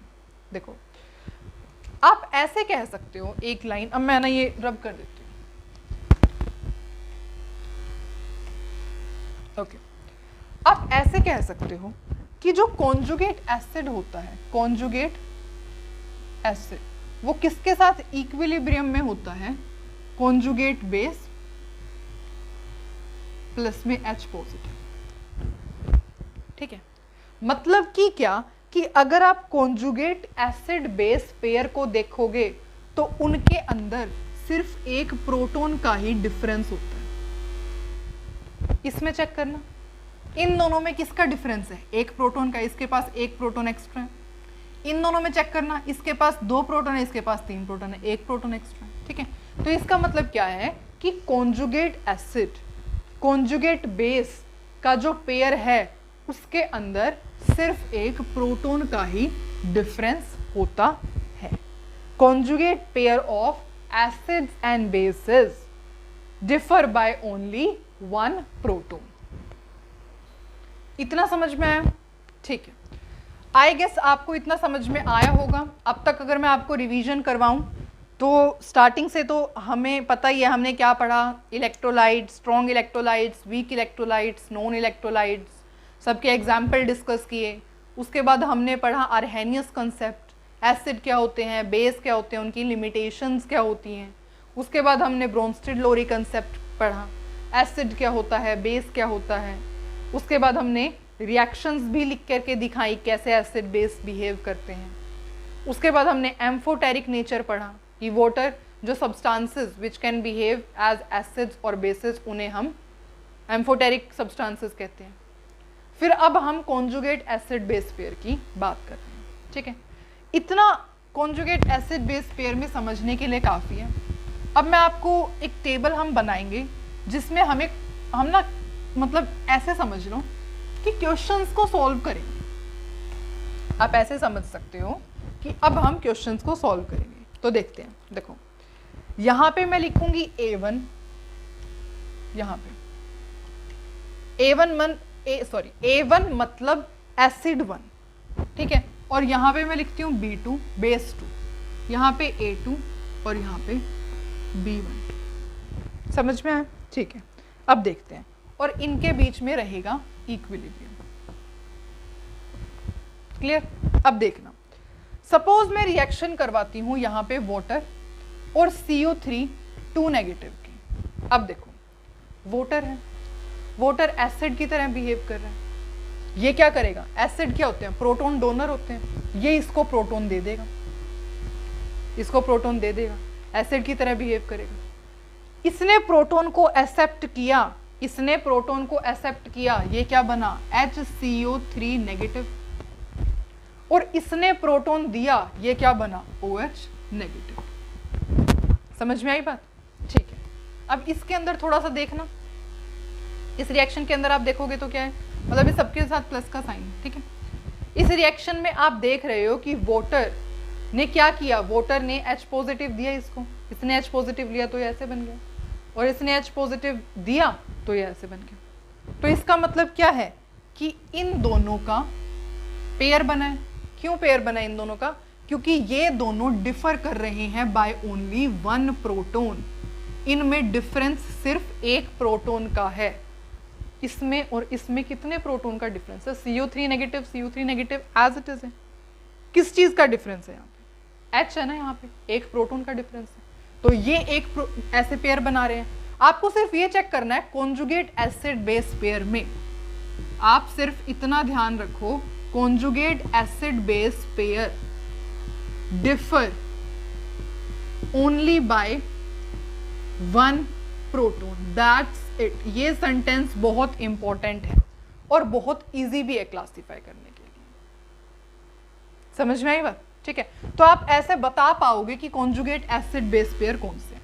तो अब आपने बना दिया, एक एसिड बेस पेयर ये हो गया। अब ये रह गया ये और ये, इसको देख लो, एक जगह H2 है, एक जगह OH है, OH नेगेटिव। यहाँ पे 2 H है, यहाँ पे 1 H है, हो गया ना एक प्रोटॉन से डिफर। O तो सेम ही है, O यहाँ पे सेम, यहाँ पे 2 H, यहाँ पे 1 H, मतलब सिर्फ एक प्रोटॉन का डिफरेंस है। तो ये भी क्या बन गया? एक कॉन्जुगेट एसिड बेस पेयर। समझ में आई बात? दूसरी रिएक्शन में बताओगे, जल्दी से बताना आप। ठीक है, H2O लिखा, NH3 लिखा। H2O एसिड की तरह बिहेव कर रहा है, ये H पॉजिटिव इसे देगा। ये H पॉजिटिव एक्सेप्ट करेगा, बनेगा NH4 पॉजिटिव। इसने H पॉजिटिव दिया, क्या बनेगा? OH negative. अब जल्दी से बताओ कौन सा एसिड बेस पेयर है? इनको देखो, NH3 NH4 पॉजिटिव, इन दोनों में सिर्फ एक प्रोटॉन का डिफरेंस है। देयरफॉर ये क्या बन गए? ये बन गया आपके पास एक पेयर, तो यही हो गया, ठीक है। और इसके अंदर देखना वाटर है और OH नेगेटिव, ये तो आपने अभी देखा कि ये क्या है? कॉन्जुगेट एसिड बेस पेयर, ठीक है। मतलब ये दोनों हो गए हैं, ये दोनों हो गए हैं और ये दोनों हो गए हैं, ये दोनों। समझ में आई? इस वजह से मैंने ये लिख दिया आपको ऊपर जो है सिंबल मैंने बना दिया कि इसका और इसका पेयर बनेगा यहाँ पे जो चीजें आएंगी, और इसका और इसका पेयर बनेगा यहाँ पे जो चीजें आएंगी, ठीक है। ओके, अब एक और एग्जांपल देखें। ओके, एक और एग्जांपल देखते हैं। जैसे कि सपोज HCl और वाटर है, यहाँ HCl, ये HCl है, पहले तो अच्छी तरह से लिखती हूँ, HCl। ये यहाँ एसिड की तरह बिहेव करेगा, एक प्रोटॉन इसे देगा। इसने क्या किया? प्रोटॉन को एक्सेप्ट किया, कैसे बिहेव करेगा? H3O पॉजिटिव बन जाएगा ये। इसने प्रोटॉन को लूज किया, ये क्या बन जाएगा? Cl negative. अब देखो यहाँ H2 है, यहाँ H3O पॉजिटिव है, H2O है, H3O पॉजिटिव है, differ by only one proton, therefore ये एसिड बेस पेयर हो गया। यहाँ HCl है, यहाँ Cl नेगेटिव है, differ by only one proton, therefore ये भी क्या बन गया? ये भी एक आपका एसिड बेस का पेयर बन गया, ठीक है। तो अगर आपको कभी ये बताना आ जाए क्वेश्चन पेपर में कि कॉन्जुगेट एसिड बेस पेयर कौन सा है, तो आप इजीली बता सकते हैं। कुछ नहीं करना, ये आइडेंटिफाई करना है कि conjugate acid base pair differ by only one proton, acid 1 base 2, acid 2 base 1। समझ में आई बात? ठीक है। ओ जैसे वाटर है, वाटर किसका कॉन्जुगेट एसिड है? अब अगर मैं आपसे इस रिएक्शन में पूछूं वाटर किसका कॉन्जुगेट एसिड है, तो ये लाइन दिख रही है ना, conjugate acid of OH negative, OH negative का conjugate acid. CO3 2 negative is a conjugate base of, देखो ये बेस है, ये रहा HCO3 negative. CO3 2 negative is a conjugate base of HCO3 negative. ये देखो, इसमें देखो वाटर है, वाटर किसका कॉन्जुगेट एसिड है? यहाँ है ना, ये लाइन यहाँ पे देखो, OH नेगेटिव। तो water is a conjugate acid of base OH negative. Again NH3 का देखना, NH3 है ना, ये क्या है? NH3 is a conjugate base of, देखो यहाँ पे लाइन, ये पेयर इसके साथ बना हुआ है NH4 पॉजिटिव, NH4 पॉजिटिव का। समझ में आई बात? ठीक है, बहुत इंपॉर्टेंट था ये समझना। मैंने अपने तरीके से, मैंने अपनी तरफ से बहुत अच्छे से समझाया है, ठीक है। स्टिल आपको कोई डाउट हो, मैं इसकी दूसरी वीडियो भी बना दूंगी अगर आप कहोगे तो, ठीक है। पर मैंने ये बहुत अच्छी तरीके से समझाया है, कुछ भी मैंने इसमें नहीं छोड़ा, ठीक है। अब सबसे पहले हम क्वेश्चंस करेंगे इसके, उसके बाद आपको बहुत अच्छे तरीके से क्लियर हो जाएगा बस ये कंसेप्ट। तो अब जल्दी से एक क्वेश्चन सॉल्व करते हैं और कॉन्जुगेट एसिड बेस के कंसेप्ट को पूरे तरीके से कंप्लीट करते हैं। क्या बताना है आपको? कॉन्जुगेट बेस बताना है इसका। इसके लिए मैं आपको अगर एक बात हिंट के उसमें बताऊं तो बस आप ये देख लिया करो, conjugate base is equals to Bronsted acid. अब ब्रोंस्टेड एसिड मत पूछना क्या होता है, अभी पढ़ा है आपने। ब्रोंस्टेड एसिड जल्दी से बताओ क्या होता है? लोरे ब्रोंस्टेड एसिड के अकॉर्डिंग एसिड वो सब्सटेंस होता है जो कि प्रोटॉन लूज करता है, ठीक है। ये आपको स्टेटमेंट लर्न रखनी है बस। इसका कॉन्जुगेट बेस लिखना है। कैसे लिखोगे कॉन्जुगेट बेस? एक H पॉजिटिव इसमें से माइनस कर दो, -H पॉजिटिव, देख लो क्या बन जाएगा। दैट इज एक H पॉजिटिव माइनस करोगे HSO4 नेगेटिव बन जाएगा, ठीक है। और अगर आप इसका देखो, दूसरा समझने से पहले समझ में आया ना आपको, कॉन्जुगेट बेस लिखना है आपको। H2SO4 एक ब्रोंस्टेड एसिड है, इसमें से H पॉजिटिव माइनस कर दो, बात खत्म, ठीक है। अब HCO3 नेगेटिव एक ब्रोंस्टेड एसिड है, इसमें से H पॉजिटिव माइनस कर दो, क्या बन जाएगा? CO3 2 negative. तो ये क्या हो जाएंगे? इसके कॉन्जुगेट बेस। अगर आपको ये भी लर्न नहीं करना है तो आप सिंपल ऐसे देख लो, कॉन्जुगेट बेस में subtract H positive. Conjugate base अगर आपको किसी भी स्पेशीज का कैलकुलेट करना है तो आप H पॉजिटिव को सब्ट्रैक्ट कर दिया करो, बात खत्म। इसका कॉन्जुगेट बेस बताना है, H पॉजिटिव को माइनस करो, जो आया है वो आंसर। और एक क्वेश्चन मैंने एनसीईआरटी की बुक से उठाया है, आपके एग्जाम्पल में जो है गिवन है, सॉल्व कर रखा है ये पूरा, ठीक है। इसके आई थिंक 1-2 पार्ट और होंगे, तो आपको यहाँ से समझ में आ गया है। आप कोई भी क्वेश्चन कॉन्जुगेट बेस का अटेम्प्ट कर सकते हैं। कॉन्जुगेट एसिड के अंदर क्या होता है? कॉन्जुगेट एसिड अगर आपको देखना है तो ऐड H पॉजिटिव, बस H पॉजिटिव ऐड कर दो। H पॉजिटिव ऐड करना क्या हो जाएगा? NH3 बन जाएगा। अगेन इसमें H पॉजिटिव ऐड करना क्या बन जाएगा? HCOOH बन जाएगा। बस ये क्या है? कॉन्जुगेट एसिड है इस स्पीशीज के, ठीक है। और वैसे अगर आप देखते हो कि तो conjugate acid is equals to Bronsted base plus में H पॉजिटिव, ठीक है। आपका मन करे कोई भी अप्लाई कर लो, ये आई थिंक आपके लिए इजी होगा। कॉन्जुगेट बेस निकालना है, H पॉजिटिव सब्ट्रैक्ट कर दो, और कॉन्जुगेट एसिड निकालना है, H पॉजिटिव को ऐड कर दो। और ये क्वेश्चन भी आपकी NCERT बुक में एग्जाम्पल के उसमें गिवन है, ठीक है। तो अब बस आपने एग्जाम्पल देख लिए, कॉन्जुगेट एसिड बेस पेयर का आपको सब कुछ अच्छे से समझ में आ गया है, ठीक है। अब जो है मैं आपको एक चीज़ बताना चाहती हूँ, और वो क्या है कि strong acid has week conjugate base. Strong acid का हमेशा वीक कॉन्जुगेट बेस होता है एंड वाइस वर्सा। बस एक स्टेटमेंट आप ये लर्न रख लेना, ठीक है। स्ट्रॉन्ग एसिड जैसे कि HCl, कॉन्जुगेट बेस कैलकुलेट करना। कॉन्जुगेट बेस का क्या मतलब है? इसमें से H पॉजिटिव माइनस कर दो, क्या बन जाएगा? Cl negative. तो ये क्या है? एक स्ट्रॉन्ग एसिड है, और अगर आप इसका बेस देखोगे तो इसका conjugate base will be weak. और कोई वीक एसिड लेना, कोई वीक एसिड लो, सपोज आपने वीक एसिड ले लिया CH3COOH, ये क्या है? एक वीक एसिड है, दिस इज वीक एसिड। इसका कॉन्जुगेट बेस देखना, कॉन्जुगेट बेस का मतलब H पॉजिटिव सब्ट्रैक्ट कर दो, ये बन जाएगा। तो इसका कॉन्जुगेट बेस क्या होगा? स्ट्रॉन्ग होगा, ठीक है। तो strong acid has week conjugate base and weak acid has strong conjugate base.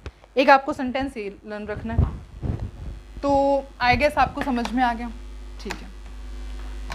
अब जो है एक और चीज़ मैं आपको बताना चाहती हूँ ब्रोंस्टेड-लोरी कंसेप्ट को ख़त्म करने से पहले, वो ये है कि जितने भी ऑल आर्हेनियस एसिड्स, जितने भी आपके पास आर्हेनियस एसिड्स होते हैं ना, वो सब के सब ब्रोंस्टेड एसिड्स होते हैं।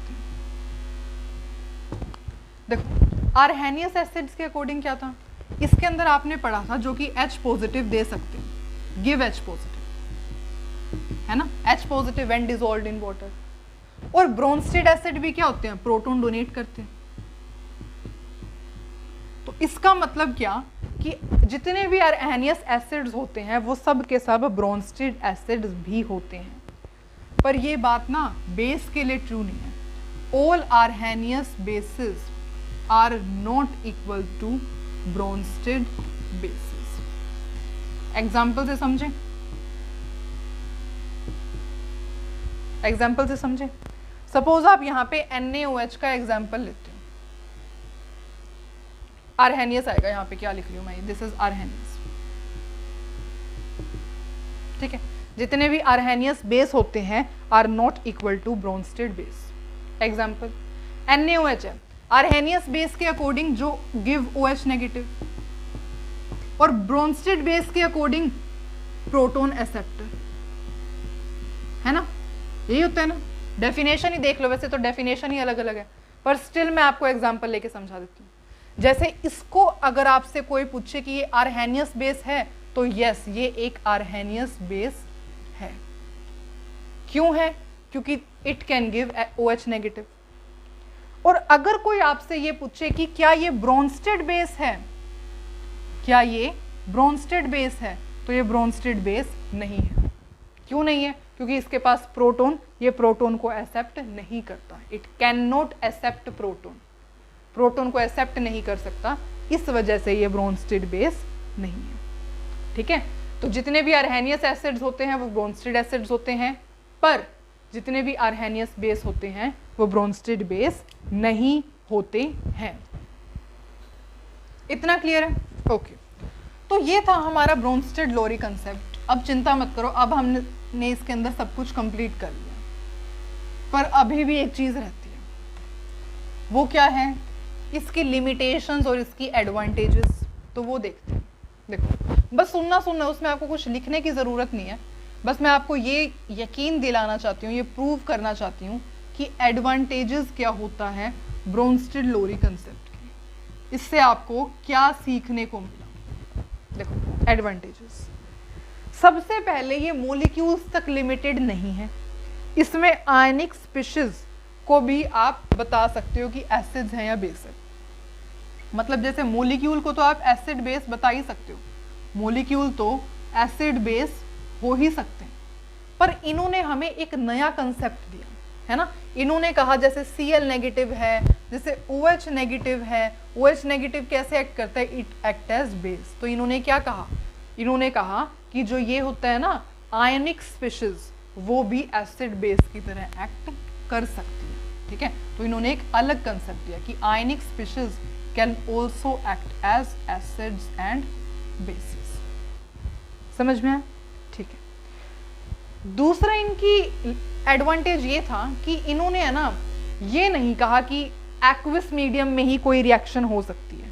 ठीक है, इन्होंने क्या कहा कि जैसे HCl है, NH3 है, इनके ये रिएक्शन कर रहे थे, इनको कोई सॉल्वेंट की जरूरत नहीं थी, ना ही इनको वाटर की जरूरत थी रिएक्शन करने के लिए, है ना। एसिड और बेस की रिएक्शन यहाँ पे without the use of solvent, without the use of water हुई है। ये भी इनकी क्या थी? एक लिमिटेशन थी कि इन्होंने बताया कि एसिड और बेस की reaction in the absence of solvent, in the absence of water की जा सकती है। ये इसके दो बहुत अच्छे एडवांटेजेस थे। ठीक है, आई गेस आपको समझ में आए। ठीक है, अब इसकी लिमिटेशन की ओर बात कर लेते हैं, क्या ये नहीं बता पाए थे। ठीक है, तो देखो स्टिल जो जैसे हमने फर्स्ट उसमें पढ़ा था ना आर्हेनियस की लिमिटेशन में, वही सेम लिमिटेशन यहाँ पर भी है। जैसे कि CO2 होता है, SO2 है, क्या कर रही हूँ मैं, SO3 है, ये सब के सब क्या हैं? एसिडिक होते हैं, पर इन्होंने ये एक्सप्लेन ही नहीं किया। ब्रोंस्टेड लोरी के अकॉर्डिंग एसिड क्या होता है? ब्रोंस्टेड लोरी के अकॉर्डिंग एसिड वो होता है जो कि प्रोटॉन डोनेट करे। इनके पास तो प्रोटॉन है ही नहीं डोनेट करने के लिए, फिर भी ये एसिड की तरह बिहेव करती हैं। इसकी बात करोगे तो आप CaO, MgO, ठीक है, ये कैसे बिहेव करते हैं? ये बेस की तरह बिहेव करते हैं, पर ये तो प्रोटॉन को एक्सेप्ट नहीं करती। ठीक है, या फिर BaO एक्सेट्रा, ये भी कैसे बिहेव करते हैं? बेस की तरह बिहेव करते हैं, पर ये तो प्रोटॉन को एक्सेप्ट नहीं करती हैं। ठीक है, अच्छा इन्होंने ये भी नहीं बताया कि जैसे कि BF3 है, AlCl3 है, ये कैसे जो हैं एक्ट करते हैं एसिड की तरह। इनके पास तो कोई प्रोटॉन नहीं है देने को, इनके पास तो कोई प्रोटॉन नहीं है देने को, तो ये कैसे एसिड्स की तरह एक्ट करती है, एक्सेट्रा एक्सेट्रा एक्सेट्रा। तो ये सब ये नहीं बता पाए थे, तो ये सब ये नहीं बता पाया था कंसेप्ट। ठीक है, इस वजह से ये सब इसके लिमिटेशंस होगी। तो अब ये हम सबको कैसे पता लगेगा कि अब तक तो हम स्टिल कंफ्यूज हैं कि एसिड बेस की, अब तक हमने इतना पढ़ लिया है एसिड बेस, जब तक हम यही पढ़े जा रहे हैं अब तक हमारे पास कोई एक अच्छा रिजल्ट नहीं आया कि यही एसिड होगा या यही बेस होगा। पर अब जो है हमारी जो सर्च है वो ख़त्म होती है और अब हम पढ़ेंगे Lewis concept of acids and bases. इन्होंने बहुत अच्छे तरीके से समझा दिया विदाउट एनी लिमिटेशन, ठीक है। तो अब बस ये लास्ट कंसेप्ट है हमारा एसिड्स एंड बेसिस का। देखो लुईस ने कहा कि एसिड क्या होते हैं, इलेक्ट्रॉन पेयर एक्सेप्टर होते हैं,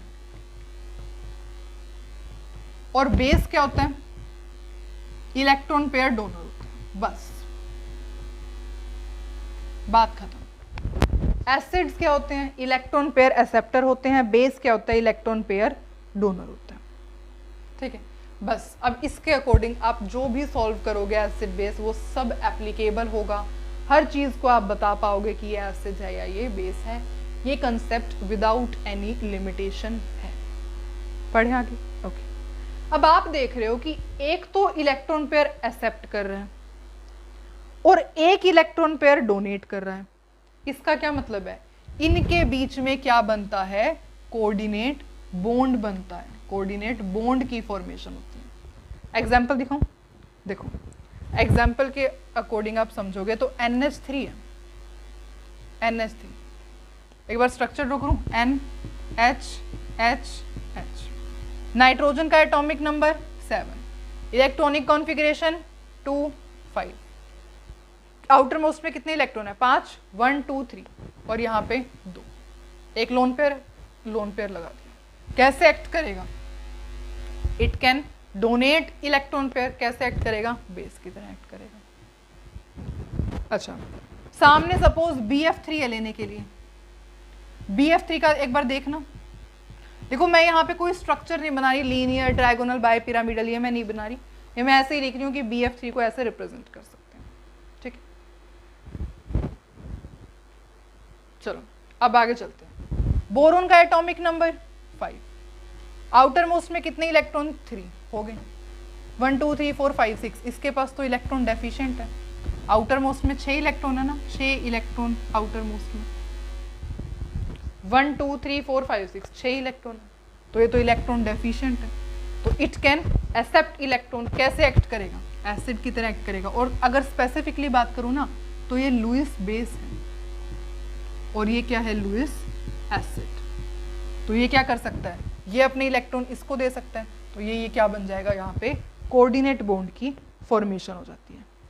अगेन जैसे कि सपोज F नेगेटिव है, देख ये तो दिख ही रहा है आपको, इसके पास क्या है, F नेगेटिव के पास लोन पेयर है, it can donate to BF3, तो ये भी क्या हो जाता है, यहाँ पे कोऑर्डिनेट बॉन्ड बन जाता है, ठीक है। तो लुईस एसिड और लुईस बेस के बीच में there is formation of coordinate bond, clear, okay. जैसे कि सपोज मैं बात करूं Al3 पॉजिटिव है और वाटर है, वाटर के पास क्या है, वाटर ऐसे है ना, H2, वाटर के पास लोन पेयर होता है, और Al3 पॉजिटिव के पास कमी है इलेक्ट्रॉन की, तो ये कैसे एक्ट करेगा, it will act as Lewis acid, electron pair accept कर सकता है, ये इसको अपने इलेक्ट्रॉन दे देगा, और ये कैसे एक्ट करेगा, एक्ट एज लुईस बेस, ठीक है। तो यहाँ पर क्या हो जाता है, formation of coordinate bond. Coordinate bond को एरो से रिप्रेजेंट करते हैं, कोऑर्डिनेट बॉन्ड को एरो से रिप्रेजेंट किया जाता है, ठीक है। और ओवरऑल ये क्या देंगे, it will give Al H2O का whole 6 raise to power 3 positive. वैसे तो ये कोऑर्डिनेशन कंपाउंड्स का पार्ट है, कोऑर्डिनेशन कंपाउंड्स चैप्टर आता है +2 की केमिस्ट्री में, तो ये उसका पार्ट है, पर स्टिल मैंने आपको बता दिया कि यहाँ पर मेटल आयंस भी लुईस एसिड की तरह बिहेव कर सकते हैं, ठीक है। तो ये है आपका लुईस एसिड्स बेस कंसेप्ट, और अगर इसके अंदर हम लुईस एसिड और बेस की बात करेंगे तो ये बहुत सारे टाइप्स के होते हैं। पहले समझते हैं लुईस एसिड्स क्या होते हैं, ठीक है। लुईस एसिड की क्लासिफिकेशन देखते हैं, तो मैं यहाँ पे डायग्राम ड्रॉ करूंगी जो आपको ड्रॉ करना है। तो this is the table, Lewis acids की जनरली 4 क्लासिफिकेशन होती है। एक वो मॉलिक्यूल्स जिनके पास मल्टीपल बॉन्ड होता है between 2 atoms of different electronegative. जैसे कि CO2 की बात करें तो CO2 का स्ट्रक्चर ऐसा होता है, 2 एटम्स हैं, इलेक्ट्रोनेगेटिविटी डिफरेंस है, मल्टीपल बॉन्ड प्रेजेंट है, जिस वजह से कार्बन के ऊपर स्लाइटली पॉजिटिव चार्ज आ जाता है और ये क्या एक्सेप्ट कर सकते हैं, इट कैन एक्सेप्ट इलेक्ट्रॉन, ये इलेक्ट्रॉन पेयर को एक्सेप्ट कर सकते हैं। ठीक है, अगर एग्जाम्पल इसकी रिएक्शन के बारे में सुनोगे तो जैसे CO2 है, ये जब OH नेगेटिव के साथ रिएक्ट कर देती है तो ये क्या बनाती है, HCO3 नेगेटिव। ठीक है, ये CO2 act as Lewis acid, या ये लुईस एसिड की तरह बिहेव करती है, लुईस बेस की तरह बिहेव करती है, क्या बनाती है, HCO3 नेगेटिव। ठीक है, एक वो मॉलिक्यूल्स हो सकते हैं जिनके पास central atom with incomplete octet, octet incomplete होता है। BF3 का भी आपने देखा ना, AlCl3 का देखोगे, AlCl3 के अंदर क्या होता है, कंप्लीट नहीं है ऑक्टेट। देखो एल्यूमिनियम का एटॉमिक नंबर 13, 283, बाहर इलेक्ट्रॉन 3, Al है, 1 2 3 इलेक्ट्रॉन, एक बॉन्ड Cl के साथ, Cl के साथ, Cl के साथ, आउटर मोस्ट में कितने इलेक्ट्रॉन है, 1 2 3 4 5 6 6 इलेक्ट्रॉन है। तो वो मॉलिक्यूल्स जिनके पास सेंट्रल एटम के अंदर इनकम्प्लीट ऑक्टेट होता है वो भी लुईस एसिड की तरह बिहेव करते हैं। या फिर वो मॉलिक्यूल्स जिनके पास सेंट्रल एटम में एम्प्टी डी ऑर्बिटल होती है, जैसे कि सब में एम्प्टी डी ऑर्बिटल होती है, तो ये भी कैसे बिहेव करते हैं, लुईस एसिड्स की तरह। या फिर सिंपल कैटायंस, देखो इनको तो सबको इलेक्ट्रॉन्स की ज़रूरत है, तो ये क्या करेंगे, इनको तो इलेक्ट्रॉन पेयर चाहिए है चार्ज को न्यूट्रलाइज करने के लिए, तो ये भी कैसे एक्ट करते हैं, लुईस एसिड की तरह। तो this is the classification of Lewis acid. जैसे कि अगर आप देखोगे सिंपल कैटाइन की रिएक्शन अगर आप देखोगे ना, तो जैसे Ag पॉजिटिव है, Ag पॉजिटिव है ना, देखो Ag पॉजिटिव है, Ag पॉजिटिव क्या करेगा, 2 NH3 के मॉलिक्यूल के साथ रिएक्ट करेगा and what it will give, Ag है, यहाँ से NH3 अपने 2 इलेक्ट्रॉन दे देंगे, यहाँ से NH3 अपने 2 इलेक्ट्रॉन को दे देंगे, क्या बन जाएगा, कोऑर्डिनेट बॉन्ड बन जाएगा। 2 इलेक्ट्रॉन थे दे दिए, 2 इलेक्ट्रॉन थे दे दिए, दिख रहा है ना आपको, एक मिनट। ठीक है, मैं थोड़ा सा ऊपर लिख देती हूँ। जैसे कि सपोज Ag पॉजिटिव है, उसको 2 आपने NH3 के साथ रिएक्ट करवाओगे तो ये they will give, Ag positive है, यहाँ से 2 इलेक्ट्रॉन मिल जाएंगे और यहाँ से भी 2 इलेक्ट्रॉन। ठीक है, तो ये क्या हो जाता है, जैसे कैटाइन की रिएक्शन हो जाती है और इस टाइप का कुछ कंपाउंड बनता है, होल के ऊपर पॉजिटिव चार्ज। ठीक है, अगर आप इसकी बात करोगे, इसमें से कोई भी उठा लो, जैसे सपोज आपने SiF4 ले लिया, SiF4। अब SiF4 क्या है, एक लुईस एसिड है। सपोज मैं इसको F नेगेटिव के साथ वो कर देती, F2F नेगेटिव ले लो, यहाँ पे 2F नेगेटिव के साथ करवा देती हूँ रिएक्ट, ये क्या करेगा, लुईस बेस की तरह एक्ट करेगा और ये क्या बना देगा, दैट इज SiF6 का होल 2 नेगेटिव। अगेन ये कोऑर्डिनेशन कंपाउंड की रिएक्शन है। ठीक है, पर मैंने आपको सिर्फ ये बता रही हूँ कि इसके पास एम्प्टी डी ऑर्बिटल है, तो ये अपने इलेक्ट्रॉन उसमें ले सकता है, देयरफॉर कैसे एक्ट कर सकता है, लुईस एसिड की तरह एक्ट कर सकता है। इतना क्लियर है? ओके, तो ये आपने क्लासिफिकेशन देख ली ऑफ लुईस एसिड्स की। ठीक है, अब लुईस बेस क्या होते हैं, लुईस बेस की तो बस 2 ही क्लासिफिकेशन है, लुईस बेसिस। लुईस बेस हो सकते हैं या तो वो एटम्स जिनके पास एक ही, मतलब ऐसे कह दो कि न्यूट्रल मॉलिक्यूल हो सकते हैं, और या फिर नेगेटिव आयन हो सकते हैं, नेगेटिव आयन हो सकते हैं और न्यूट्रल मॉलिक्यूल हो सकते हैं। न्यूट्रल मॉलिक्यूल जैसे कि NH3 हो गया, RNH2 हो गया, HOH हो गया, जैसे HOH क्या है, वाटर है, या फिर ROH हो गया, एक्सेट्रा। ठीक है, न्यूट्रल मॉलिक्यूल्स क्या, जिनके पास atom with at least 1 lone pair, ऐसा तो कोई एटम प्रेजेंट होना ही चाहिए जिसके पास कम से कम एक लोन पेयर हो। NH3 के पास एक लोन पेयर है, एक lone pair, lone pair, lone pair, ठीक है। तो इन सब के पास एक एटम ऐसा है जिसके पास लोन पेयर है, तो देयरफॉर कैसे बिहेव कर सकते हैं, लुईस बेस की तरह बिहेव कर सकते हैं। नेगेटिव आयंस की बात करोगे जैसे कि OH negative, CN negative, I negative, Br negative, F negative etcetera, जितने भी नेगेटिव आयंस होते हैं they can also behave as Lewis bases, ठीक है।